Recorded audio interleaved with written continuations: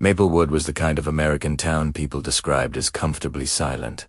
Tall maple trees lined every street, the same trees that turned fiery red every autumn. But even in a quiet town, one boy was quieter than the rest. His name was Ethan Ward. He didn't avoid people. He didn't dislike them. He simply believed something most kids never thought about. Not every moment needs words. Not every silence needs filling. To others, this made him unusual. Why doesn't he talk much? Is he shy? Is something wrong with him? But nothing was wrong with Ethan. He just spoke when the moment truly needed his voice. Ethan lived with his mother, Ava, a warm, gentle woman who worried about him in the way all caring mothers do. "Sweetheart," she often said, while packing his lunch, "you should talk a little more. People might misunderstand you." Ethan always smiled and answered softly, "I'll talk when talking matters."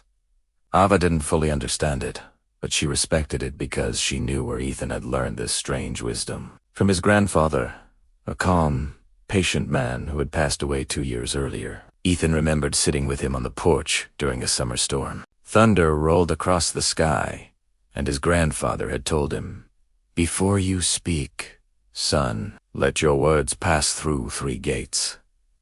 Is it true? Is it kind?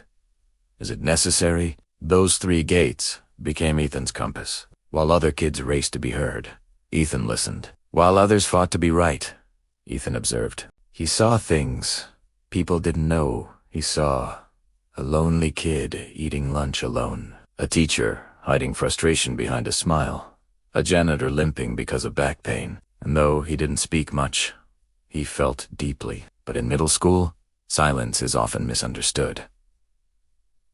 Kids whispered about him. Teachers assumed he wasn't trying. Some classmates made jokes, calling him mute or robot. Ethan didn't respond. He didn't fight. He didn't explain. He simply waited for a moment when his voice would actually matter. That moment was coming soon, faster than anyone realized. It happened during the annual school presentation event, a big deal for Maplewood Middle School. Parents filled the auditorium, cameras ready, teachers stressed but smiling. Every student had to present something: a science project, a poem, a story. Ethan, of course, hadn't volunteered. The loudest kid in class, Liam Parker, was scheduled right before him. Liam talked more in 1 minute than Ethan did in a day. But when Liam stepped on stage, something unexpected happened. His hands shook. His voice cracked. Words wouldn't come out. The confident boy who never stopped talking froze completely. Students giggled. Someone whispered, "He's choking." Others laughed. The laughter grew louder. Liam's face flushed red. Ethan, sitting in the 3rd row, watched quietly and felt something in his chest. Empathy, pain, recognition.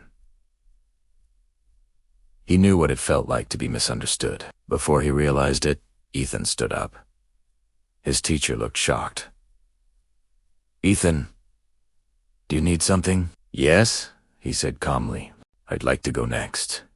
The auditorium fell silent, not because Ethan volunteered, but because Ethan spoke. The boy who rarely said anything wanted the microphone. He walked onto the stage with steady steps. No paper, no slides, nothing prepared, just clarity. The room held its breath. Liam was still frozen on stage, his head bowed in shame. Ethan walked past him, gently took the microphone from the stand, and turned to the audience. He didn't look at his classmates or the teachers. He looked at everyone. "My grandfather once told me," he began, his voice clear and steady, "that before you speak, you should ask if your words are true, if they are kind, and if they are necessary." He paused, letting the words sink in. The giggles had stopped. The whispering had vanished. Everyone was listening. "Today," Ethan continued, "I've heard a lot of words, whispers, laughter, and I have to ask, were they true? Were they necessary?" He glanced over at Liam, who was slowly looking up, his eyes filled with disbelief. It's easy to talk when someone else is down. It's easy to make a joke. It's harder to be quiet. It's even harder to be kind. He took a deep breath. Liam has been practicing for weeks. I've seen him. He wanted to do a good job for his parents, for his teachers. He just had a tough moment. We all have tough moments. But the words that are remembered aren't the ones you say when things are easy. They're the ones you say when someone is struggling. He turned slightly and offered the microphone to Liam. What's necessary right now, Ethan said, looking directly at his classmate, is a second chance. For a moment, nobody moved. The silence in the auditorium was different now. It wasn't awkward or empty. It was full of respect. Liam, looking at Ethan with gratitude, slowly took the microphone. He cleared his throat, and then a single parent started to clap. Then another, and another. Soon, the entire auditorium was filled with applause, not for a presentation, but for an act of pure kindness. Liam looked at Ethan and managed a small, grateful smile. He then turned to the audience, took a deep breath, and began his presentation again. This time, his voice was stronger. Ethan quietly walked off the stage and returned to his seat. He didn't say another word. He didn't need to. He had waited for the right moment. He had asked himself the 3 questions, and his words had been true.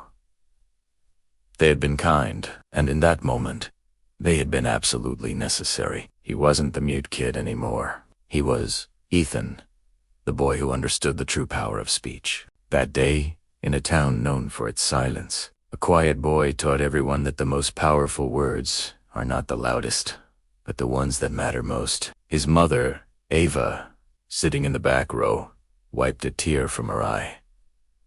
She finally understood. Her son didn't need to talk more.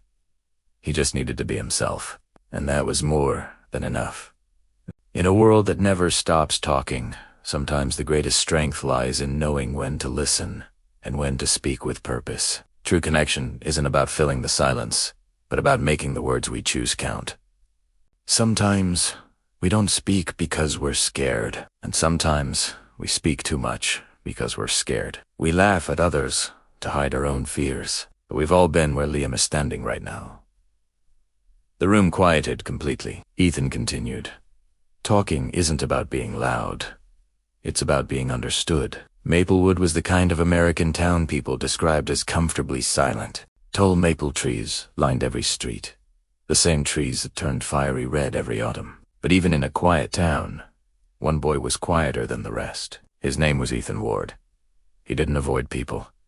He didn't dislike them. He simply believed something most kids never thought about. Not every moment needs words. Not every silence needs filling. To others, this made him unusual. Why doesn't he talk much? Is he shy? Is something wrong with him? But nothing was wrong with Ethan. He just spoke when the moment truly needed his voice. Ethan lived with his mother, Ava, a warm, gentle woman who worried about him in the way all caring mothers do. "Sweetheart," she often said while packing his lunch, "you should talk a little more. People might misunderstand you." Ethan always smiled and answered softly, "I'll talk when talking matters." Ava didn't fully understand it, but she respected it because she knew where Ethan had learned this strange wisdom. From his grandfather, a calm, patient man who had passed away 2 years earlier. Ethan remembered sitting with him on the porch during a summer storm. Thunder rolled across the sky, and his grandfather had told him, "Before you speak, son, let your words pass through 3 gates. Is it true? Is it kind? Is it necessary?" Those 3 gates became Ethan's compass. While other kids raced to be heard, Ethan listened. While others fought to be right, Ethan observed. He saw things people didn't know. They saw a lonely kid eating lunch alone, a teacher hiding frustration behind a smile, a janitor limping because of back pain, and though he didn't speak much, he felt deeply. But in middle school, silence is often misunderstood. Kids whispered about him. Teachers assumed he wasn't trying. Some classmates made jokes, calling him mute or robot. Ethan didn't respond. He didn't fight. He didn't explain. He simply waited for a moment when his voice would actually matter. That moment was coming soon faster than anyone realized. It happened during the annual school presentation event, a big deal for Maplewood Middle School. Parents filled the auditorium, cameras ready, teachers stressed but smiling. Every student had to present something. A science project, a poem, a story. Ethan, of course, hadn't volunteered. The loudest kid in class, Liam Parker, was scheduled right before him. Liam talked more in 1 minute than Ethan did in a day, but when Liam stepped on stage, something unexpected happened. His hands shook, his voice cracked. Words wouldn't come out. The confident boy who never stopped talking froze completely. Students giggled. Someone whispered, "He's choking." Others laughed. The laughter grew louder. Liam's face flushed red. Ethan, sitting in the third row, watched quietly and felt something in his chest. Empathy, pain, recognition. He knew what it felt like to be misunderstood. Before he realized it, Ethan stood up. His teacher looked shocked. "Ethan, do you need something?" "Yes," he said calmly. "I'd like to go next." The auditorium fell silent. Not because Ethan volunteered, but because Ethan spoke. The boy who rarely said anything wanted the microphone. He walked onto the stage, his steps steady and sure. He had no paper, no slides, nothing prepared, just clarity. He looked out at the sea of faces, took a breath, and began. Sometimes we don't speak because we're scared, and sometimes we speak too much because we're scared. We laugh at others to hide our own fears. We point fingers to distract from our own shortcomings. But deep down, we've all been where Liam is standing right now. Frozen, afraid of judgment. The room, once filled with whispers and muffled giggles, grew completely still. Ethan's voice, though not loud, carried a weight that commanded attention. He continued, his gaze unwavering. Talking isn't about being the loudest person in the room. It's about being real, and being real is hard for everyone, even the people who seem to have it all together, the ones who always have a quick comeback or a confident smile. The silence in the auditorium transformed. It was no longer a silence of mockery or impatience. It was a silence of listening, of understanding. On stage, Liam let out a shaky exhale, his eyes welling with tears of relief. The pressure that had been crushing him just moments before had finally lifted. Ethan turned to him, his voice softening. "You'll speak again when you're ready." And then a single clap echoed through the hall. It was followed by another and another, until the entire auditorium erupted in applause. It wasn't for a perfect speech. It was for a moment of genuine connection. For the first time, Ethan spoke not because he had to, but because his voice was needed. And in that moment, it changed everything. Weeks passed, and a subtle shift occurred in the school hallways. Ethan's classmates began to see him differently. Teachers started calling on him more often, not to put him on the spot, but because they were genuinely curious to hear his thoughts. Students who once overlooked him now invited him to sit with them at lunch. The whispers didn't stop, but their nature changed. They were no longer about him. They were directed to him, asking questions, seeking his opinion. People actually listened. But the funny thing was, Ethan hadn't changed. He was still the quiet, observant boy he'd always been. He just wasn't invisible anymore. He was simply seen. Yet the moment that would truly reveal the depth of his character, the quiet strength he possessed, happened on a biting cold December evening. Snow was falling in thick, heavy sheets as Ethan and his mother, Ava, drove home. The world outside their car was a swirl of white. Visibility was dangerously low. The wind howled like a hungry wolf, and the headlights barely managed to cut through the blizzard. Suddenly, Ava gasped, her hands tightening on the steering wheel. Ahead of them, a car had skidded off the icy road and slammed into a tree. Smoke billowed from the crumpled hood, and from inside, the terrified cries of a little girl pierced the winter air. She was trapped in the back seat. Within moments, a small crowd of other drivers had gathered, but instead of order, there was chaos. Voices overlapped, shouting panicked suggestions. Call 911. Someone break the window. No. Try to pull the door open. Don't touch. Or you might make it worse. We have to wait for the ambulance. No, we have to get her out now. The car could catch fire. It was a symphony of fear. Noise. Panic. Everyone was talking, but no one was communicating. Then, Ethan stepped forward. His mother grabbed his arm, her face pale with fear. Ethan, wait, be careful. But he had already moved past her. His focus locked on the scene. He walked to the center of the frantic group, his posture calm, and said in a clear, steady voice that cut through the noise, "Stop talking."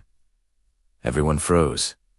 The cacophony of shouts died instantly. They turned to look at this teenage boy who spoke with such authority. Ethan spoke again, his voice calm but firm. "The noise is scaring her more. We don't need 10 different ideas. We need one plan." His movements were deliberate as he began to direct them. He pointed to a man fumbling with his phone. "You call 911 and stay on the line with the give them our exact location." He pointed to another person. "You carefully check if the back door is jammed. Don't force it." He looked at a woman holding the coat. "Ugo, get a blanket from your car. We need to keep her warm." Then he turned to 2 others. "We need to turn off the car's battery to prevent a fire and clear the snow from around the tires so the paramedics can get close." Like magic, the chaos subsided. People obeyed instantly, not because he was loud, but because he was clear. His calm was contagious, turning their panic into purposeful action. Within minutes, following his logical steps, they had managed to get the door open. The little girl was gently pulled from the wreck and wrapped snugly in a warm blanket, her sobs quieting as she felt the safety of their organized care. When the paramedics finally arrived, sirens wailing as they navigated the snowy road, they surveyed the scene with professional eyes. One of them looked at the comm group and then at Ethan. "You handled this perfectly," he said, his voice full of respect, keeping everyone calm and focused like that. That calm saved her from more trauma, maybe even saved her life. Ava rushed to her son, wrapping him in a tight hug, her body trembling with a mixture of fear and pride. She was overwhelmed. How did you know what to do?" she whispered, looking at him with new eyes. Ethan answered quietly, his words almost lost in the falling snow.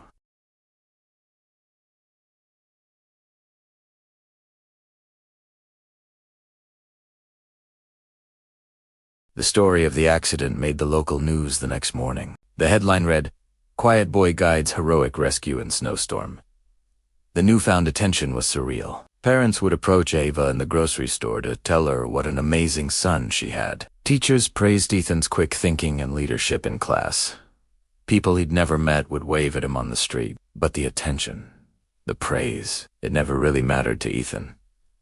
What mattered were the quiet moments where his listening helped him hear what others missed. And what mattered were the rare, crucial moments where his speaking made a life-changing difference. He had learned that influence wasn't about the volume of your voice, but the value of your words. Years passed. Ethan grew from a thoughtful boy into a thoughtful young man. He found his calling and became a school counselor. He wasn't the loud, commanding type who gave rousing speeches in the auditorium. He was the kind that listened first, spoke second, and only said what was truly necessary. His office became a sanctuary. Students trusted him with their deepest fears and insecurities. Adults respected his quiet wisdom. People found a unique kind of comfort in his presence, in his ability to just be with them in their silence. He continued to live his life by the simple rule his grandfather had taught him so long ago. Is it true? Is it kind? Is it necessary? These 3 questions guided every word he chose to speak. One afternoon, a new student, a boy who reminded Ethan a little of himself, sat across from him. After a long, comfortable silence, the student asked him, "Mr. Ward, why don't you talk more?" Ethan smiled, a warm, genuine smile that reached his eyes. He leaned forward slightly and said, "Because words are like medicine. Too much, or the wrong kind, can do more harm than good, but just the right amount, at just the right time, that can save someone. The student nodded slowly, a look of deep understanding dawning on his face. Ethan's lesson was simple, yet profound. Not every silence is empty. Some silences are full of listening, of thinking, of understanding. So, speak less. Listen more. And when you do choose to speak, let your words be meaningful. Let them be the ones that matter. Have you ever said something in anger that you instantly regretted? We all have. But what if there was a better way? A way to handle conflict without losing control? This is the story of Daniel Brooks, a man who lived by a single, powerful rule. Daniel lived in the cold, peaceful suburbs of Minnesota. To most people, he seemed unusual, not because he was loud or opinionated, but for the exact opposite reason. He didn't talk when he was angry, not a single word, not even a sigh. Where others would snap, went Selene.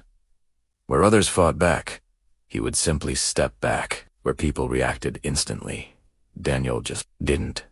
Naturally, people judged him for it. His coworkers would say, "Why don't you defend yourself?" Friends would advise, "You should really speak up for yourself, you know." Some even called him soft. "You're too soft, Daniel." But Daniel wasn't soft. He was disciplined. He was strong. Because years ago, his father had told him something that carved itself into his heart forever. A man isn't judged by what he says when he is calm. He's judged by what he says when he's angry.